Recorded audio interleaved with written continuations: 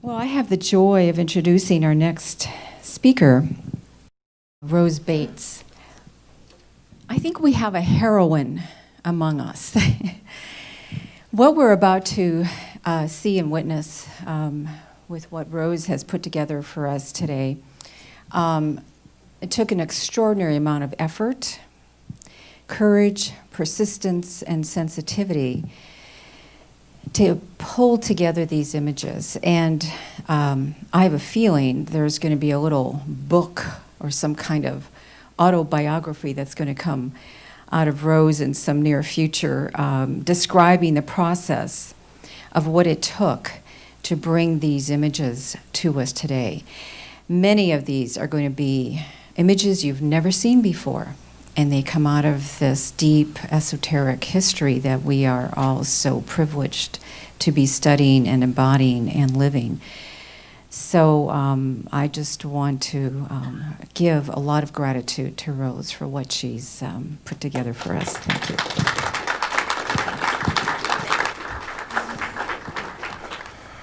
Well, welcome everyone, and big welcome to all you out there on the live stream.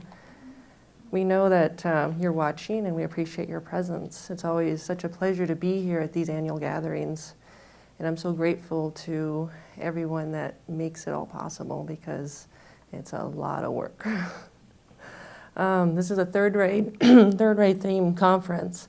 And one of the attributes of the third ray is change and mutability.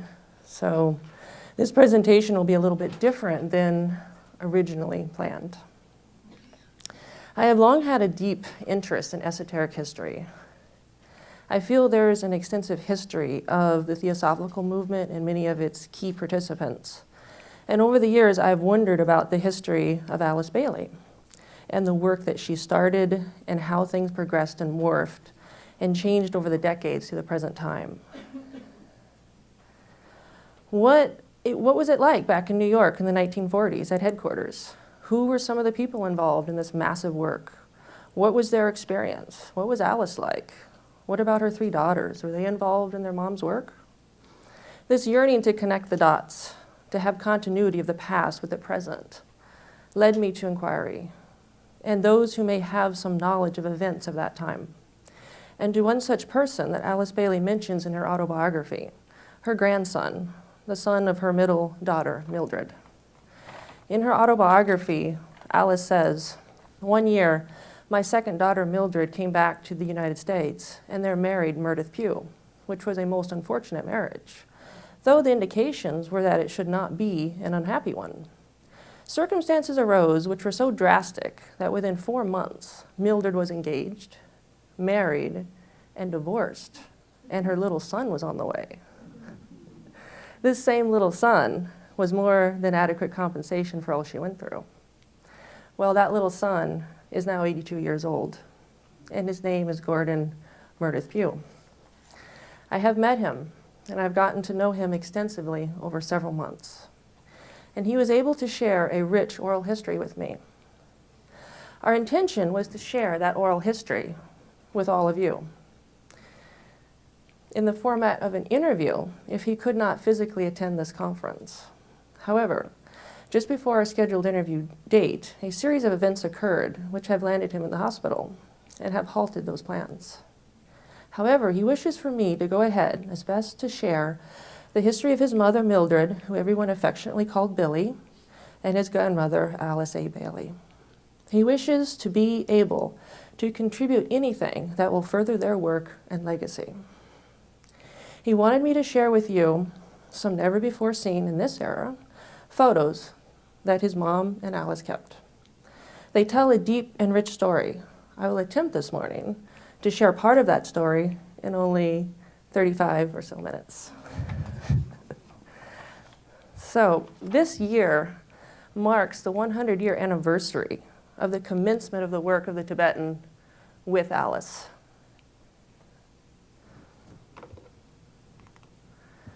So Alice describes this eventful day in her autobiography. It was in November of 1919 that I made my first contact with the Tibetan.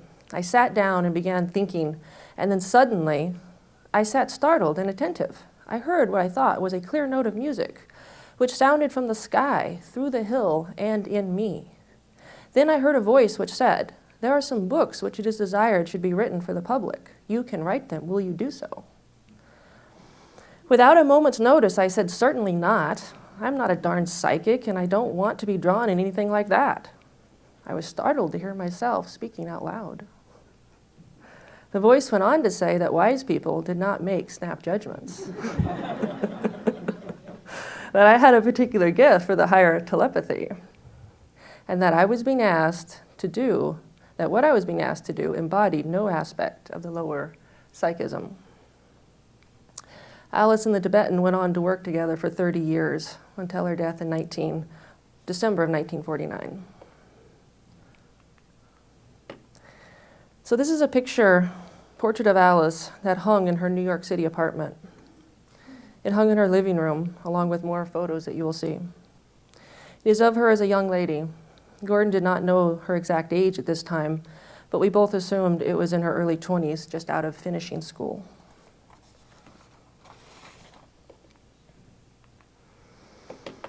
Here's another image you'll see she had in her home. It's a painting of little Gordon when he was 8 years old. And his mom. It was done in 1944 by the famed artist Seymour M. Stone in his New York City studio. He was a Russian immigrant, and he lived from 1877 to 1957. And here is Gordon, back in February of this year. Sorry. This is also recent, so it's still a little touchy. He is posing with great pride of his mother and his heritage. He was born in Kent, England at 2:25 p.m., for you astrologers out there, on June the 5th, 1936. And here he is as a 6-month-old baby with Alice in December of 36.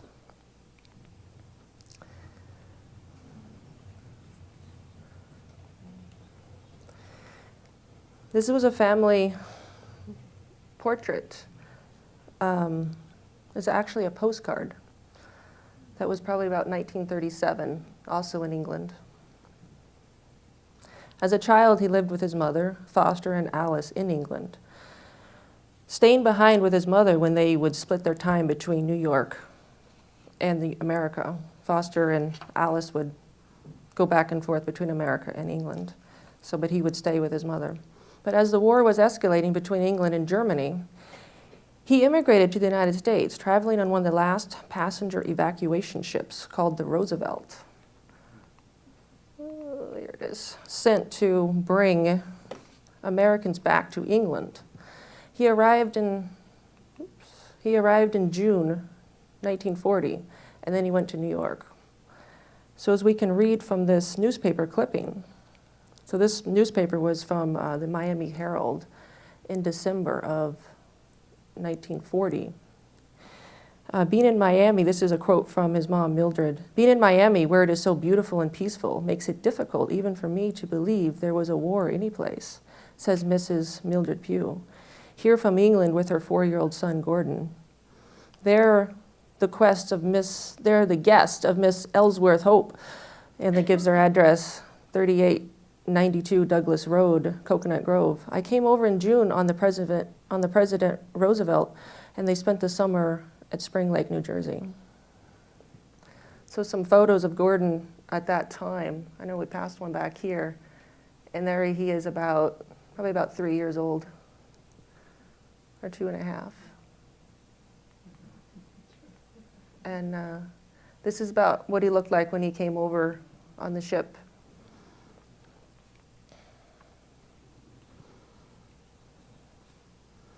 In New York City, he went to Public School 187.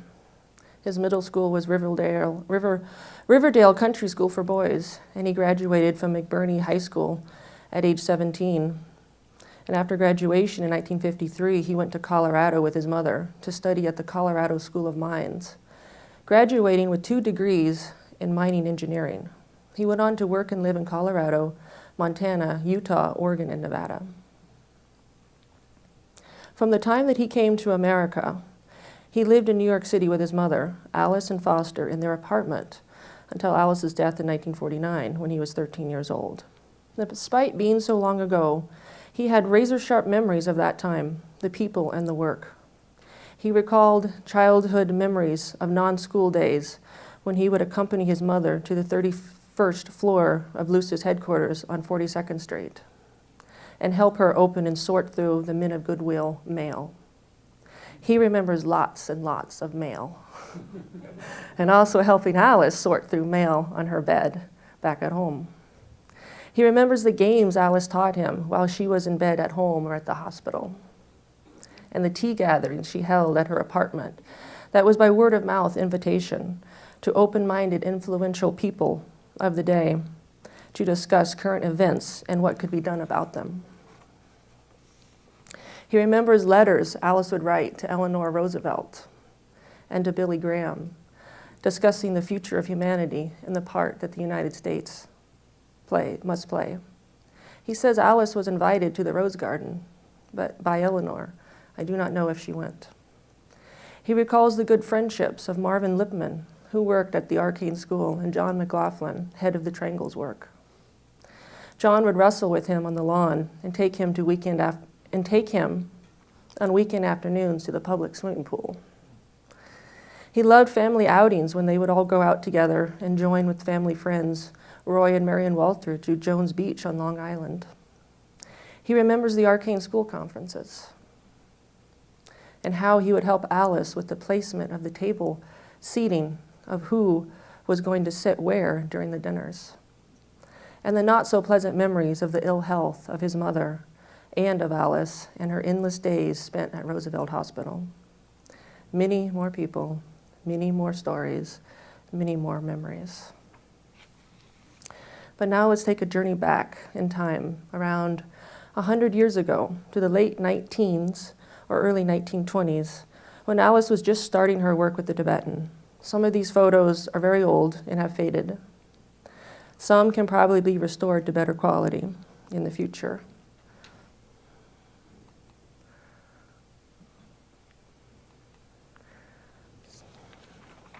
So these slides are of Alice's girls at the Theosophical Society of Crotona in Hollywood, California.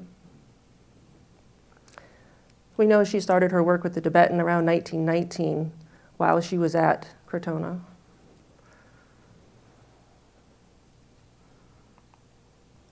And this is either Ellie or Mildred. The previous one was probably Dorothy.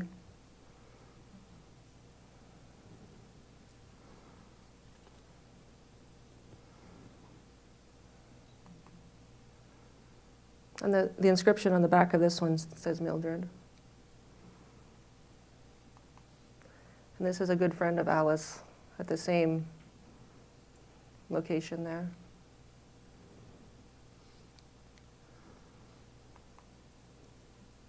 So these are the earliest pictures of the three little girls. We have Dorothy, Ellie, Ellison, and I believe Billy, his mom, is the middle one. This is about 1921, 22. And they loved the water. There's lots of photos of them at the beach, in the water.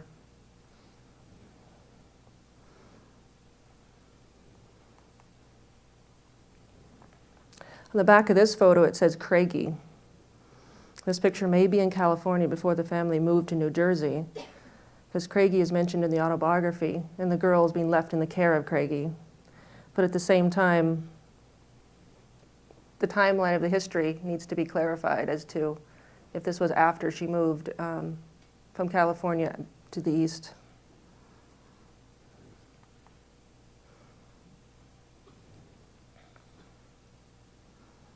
There's too many girls in here to be all Alice's. But we see Foster Bailey up in the front. Then we're going to go back. This image here is the two girls, Foster and Alice, not being very photogenic with her head down. But it looks like at a time right as they were moving from California, or they had just moved to California, and they're probably either in New Jersey at this time when they were at Ridgefield. That's a little better, Alice.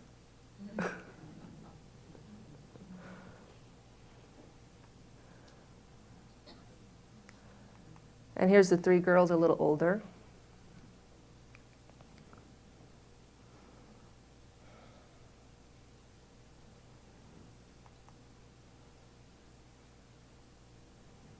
And Alice with two of the girls.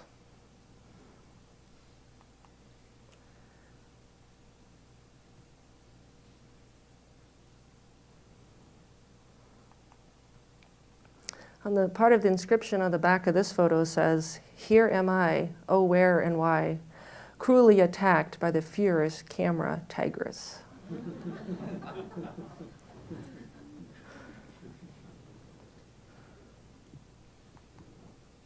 So here we have Foster Bailey, very early photos, probably around 1922. Looks like he's doing some yard work here. It's probably Ridgefield, New Jersey. And the part of the inscription on the back of this says, "He is armed and looks determined." I think he had a car.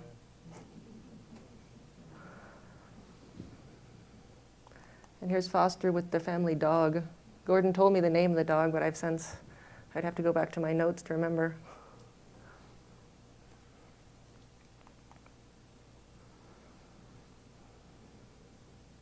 I'm not exactly sure the location of this one. Also, Gordon told me an interesting story why Foster Bailey has white hair. He said that he got white hair very young, that he was in the Air Force, and that he had crashed his plane, and he was in intensive care for a long time, but that when he emerged out of that and recuperated, his hair was snow white. It remained so.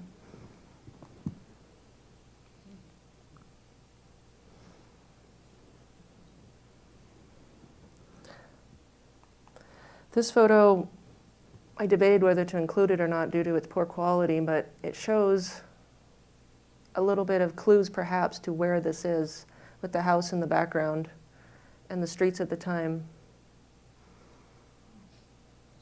And Alice just looks so happy.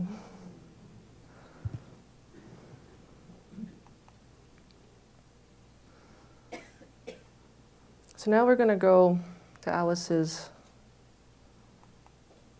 apartment at Castle Village. We're going to skip through her work in England and Ascona, and we're going to jump right to the early 1940s. This is actually a little pamphlet. That's what it looked like. It was completed in 1939. Gordon said that they lived on the 11th floor of Building 140 at Castle Village. The living room overlooked the Hudson River and the George Washington Bridge before it was a double-decker.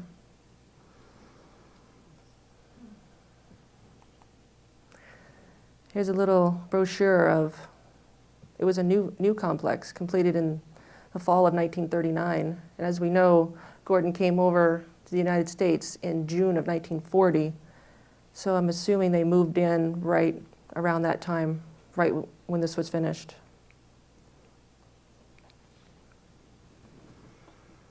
Here's part of the view of the George Washington Bridge from her apartment living room.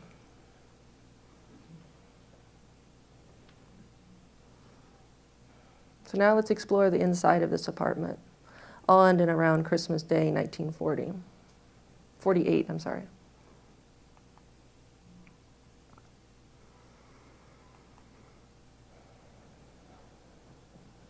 So in this photo we have Marvin Lipman and Billy, Gordon's mom. And we notice the painting of Gordon and his mom above the sofa that we saw earlier. And Marvin Lipman worked in the Arcane School. It was a good family friend.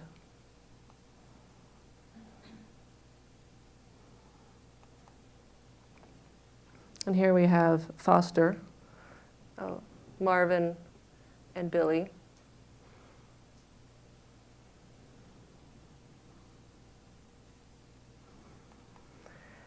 And in the description on the back of this photo says Foster's evening pastime with Gordon. He's playing like cowboys and Indians.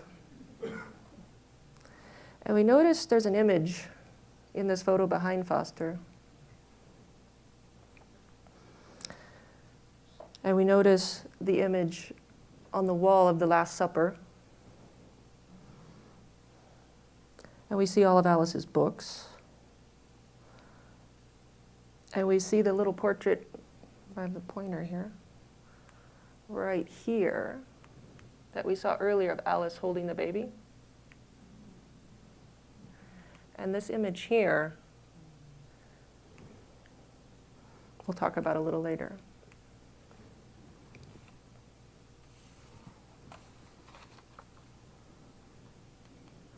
So here we have Billy shooting back. He's about 12 and a half here. And again, oops. Where am I? Here we are. And again, we have this image here. The inscription on the back of this one says, Gordon shooting indicates that we like ale. It was Christmas. Gordon told me that the central theme of his living room was always the Christ and the Buddha.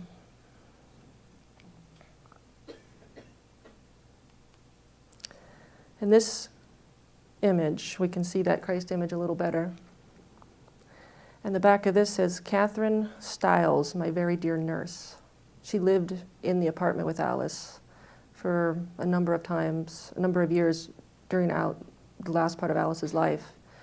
And Alice put her directly in the 4th degree of the Arcane School. Gordon remembered her name after probably about 50 years. He said he'd never mentioned that name.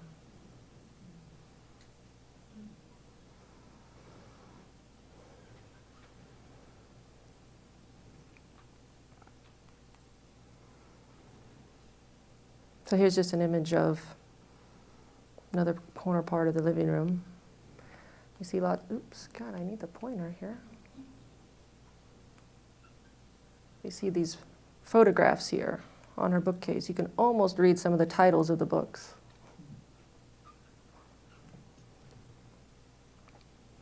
The inscription on the back of this says, another corner of our big living room. It is in this living room that Gordon tells the story that when he was about 8 or 9 years old, at 3 a.m. one morning, he awoke and he saw a light on. He wandered from his bed to the living room where he saw Alice seated in her large chair, probably this chair here. He said, Grandma, what are you doing? She was taking dictation from the Tibetan, and his mother made sure he never interrupted her again.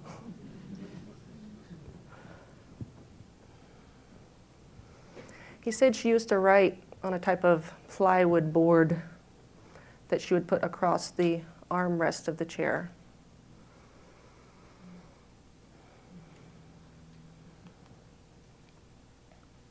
This image was a frequent theme in Alice's home and in her work at headquarters. They used to send out Christmas greeting cards with this image, with the second stanza of the Great Invocation. Gordon told me a story about this image. He said that Alice said that the eyes would follow her around the room.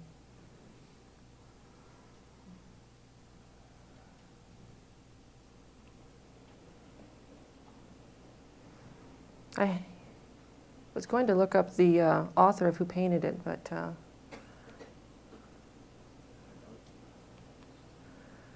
this is the front of a Christmas card that image would be inside.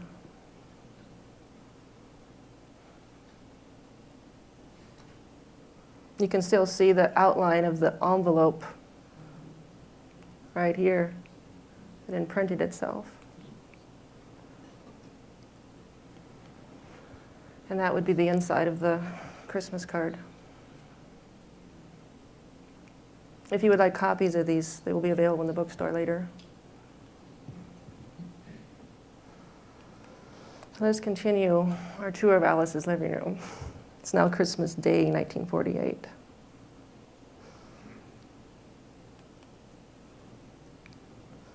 So here we have Billy, Gordon, and Foster carving a turkey. It looks like they got a pretty good helping there of mashed potatoes and what else is that?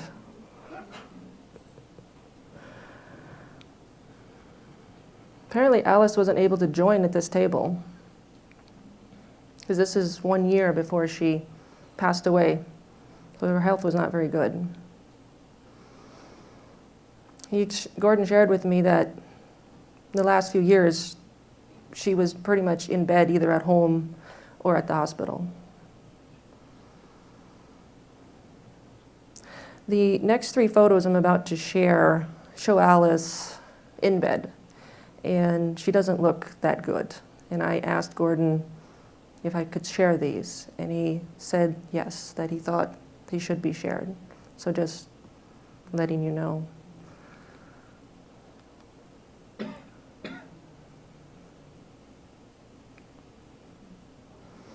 So he was about 12 and a half.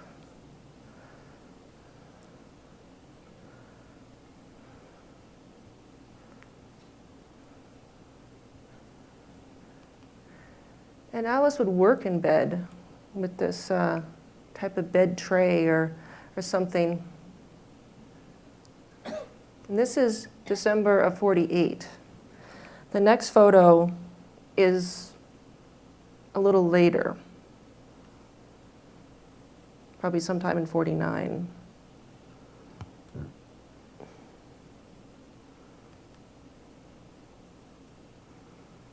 This shows her dedication to the work.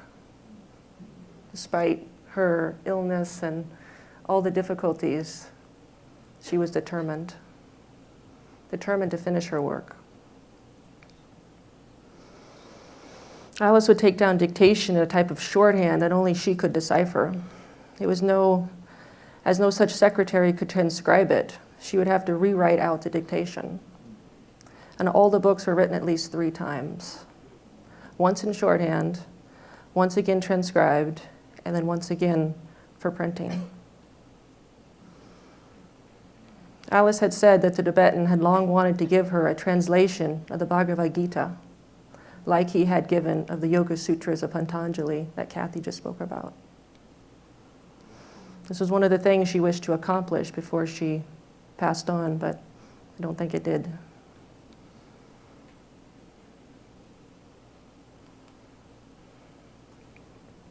So here we have the corner. So here we have Billy, Foster, and Fred Braun, who Golden told me worked in the mailing and shipping department of headquarters. So who's taking this picture? Maybe Gordon. We notice on the wall the bookcase. We notice this oval portrait of Alice that we saw earlier. We see a framed family relative in uniform right here.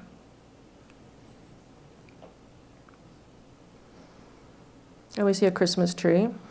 And we see something hanging on the wall behind the Christmas tree. So let's see if we can see things a little clearer here. Oh, and we have Foster and Billy.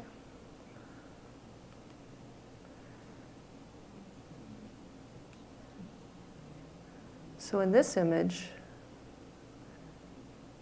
Foster is now missing. So maybe he's taking the photograph. And we see Alice, and we see a portrait hanging behind the Christmas tree on the wall, half obscured.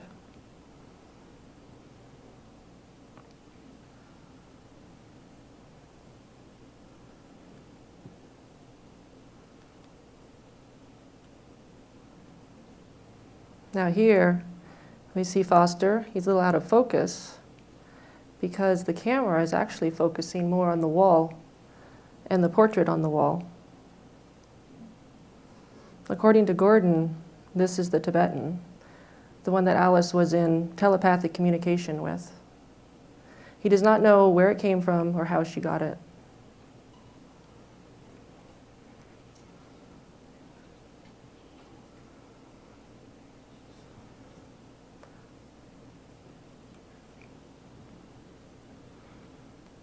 This next photograph is a zoomed in version.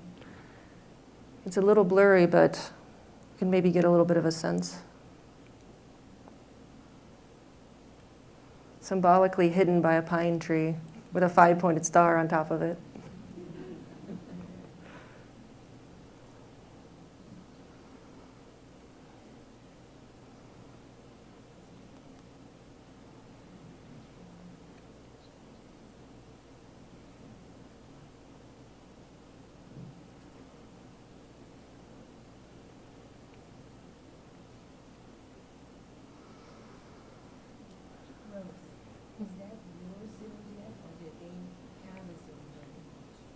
This is our zoomed in image from the original.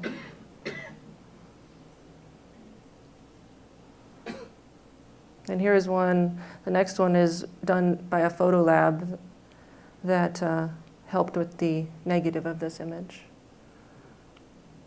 This is scanned in a higher resolution, but it does add a little more information that can kind of crowd the image, perhaps.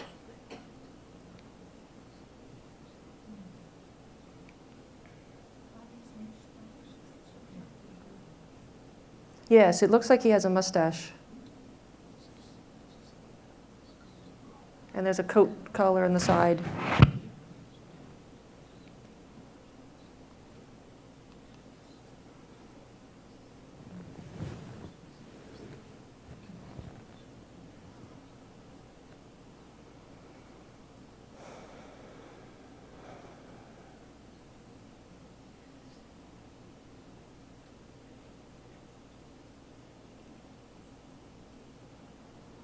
Gordon also shared that he believes he has this image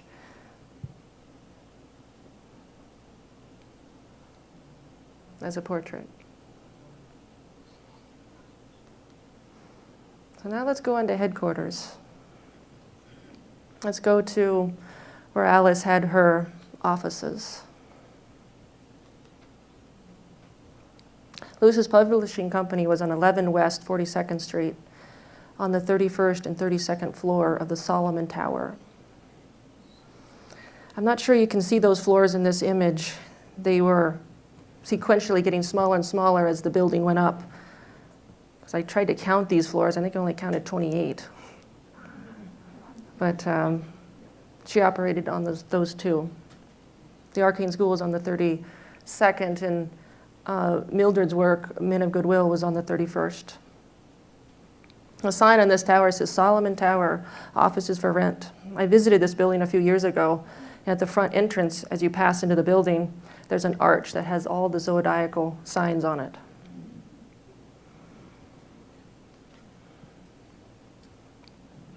This, Gordon told me, was in the meditation room. And here you have the Master Moria, Kuthumi, and Rakazgi. And there's an image at the top that's a little faded and hard to see, but it looks like an image of a Christ-like figure giving some sort of blessing. And we have a table, a Buddhist cloth behind it, 2 candles. And there's something right here behind this. I'll have a better photo of this later.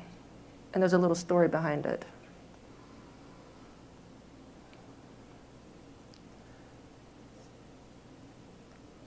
So,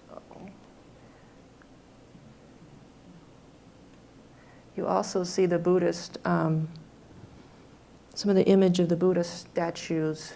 There's one right here. You see the chairs where people would line up in front and sit for the meditation.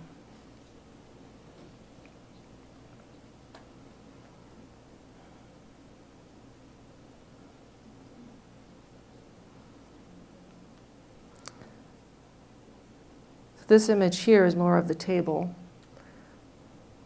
There's also some sort of, right here, some sort of lotus type.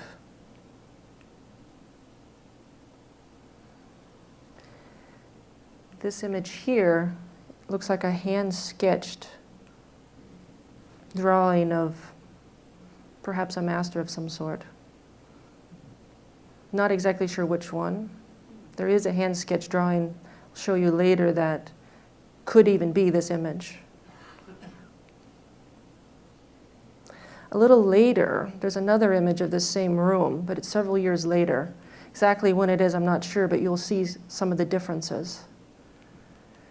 Here you see there's only two masters, and they're different.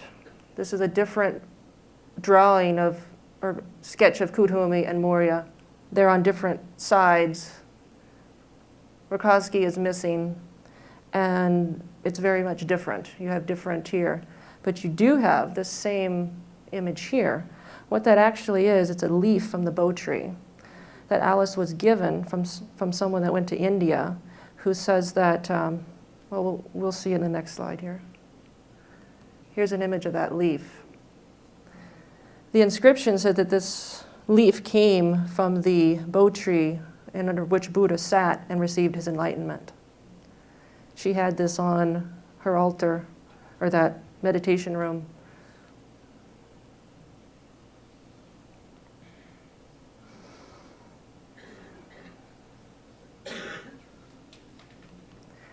This is a sketching.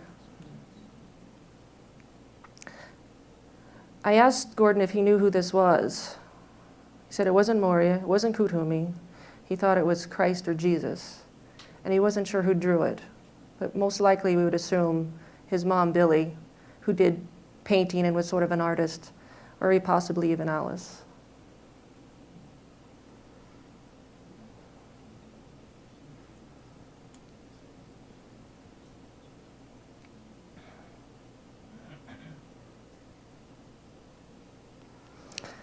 Here's another image of the Sacred Heart of Christ. It could be what was on above the three masters, but it was found with some of the other images that she had, and it was painted by Charles Brosram, probably around 1910.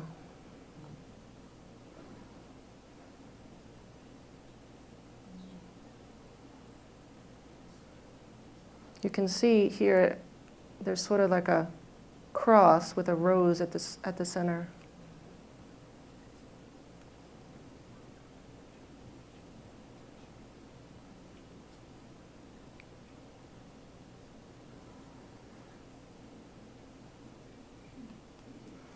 Let's return back to Gordon and Mildred.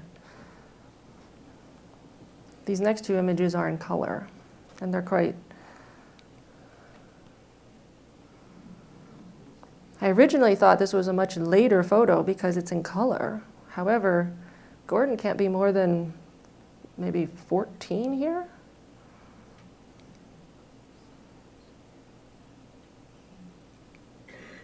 He had a long life love of horses. To this day, he keeps 3 horses. And his mom, Billy, was an avid lover of horses.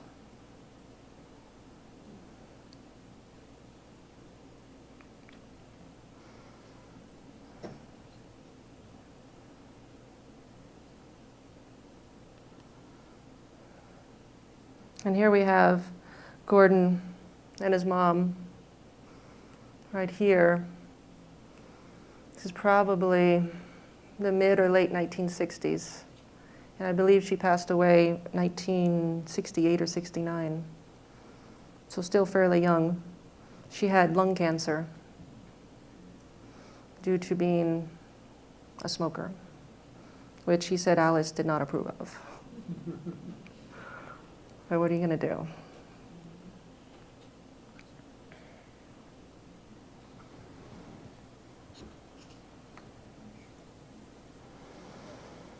So as we're coming to the end of our slideshow here, if there's anyone out there that has more historical information that could be added to this narrative. Time frames, events of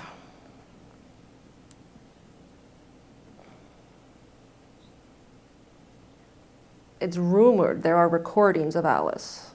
I have yet had that confirmed or know if there are. But if there are, it would be very interesting to see some of that. So if anyone, and we know Alice wrote tens of thousands of letters. Some must still be out there somewhere. If anyone has those or knows of people that do, I feel that they're important and they should be compiled to greater clarify the narrative of this magnificent woman and her work, and to contact me if anyone has additional information.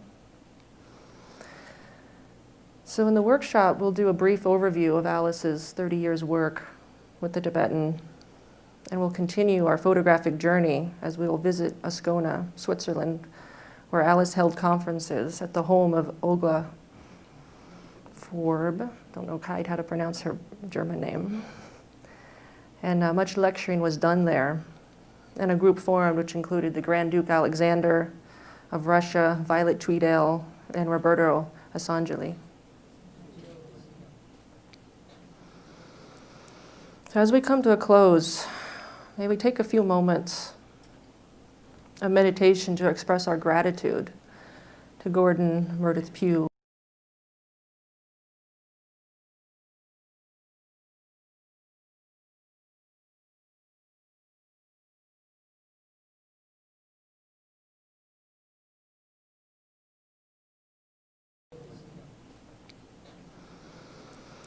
So as we come to a close, may we take a few moments of meditation to express our gratitude to Gordon Meredith Pugh and his mother, Mildred Kathleen Alice Pugh, for their contribution to the work, their role in preserving history for all of us, and may we hold Gordon in the light and love of his soul, and the unwavering strength of the group soul for the highest expression and unfoldment of his purpose as he faces this most difficult chapter of his life.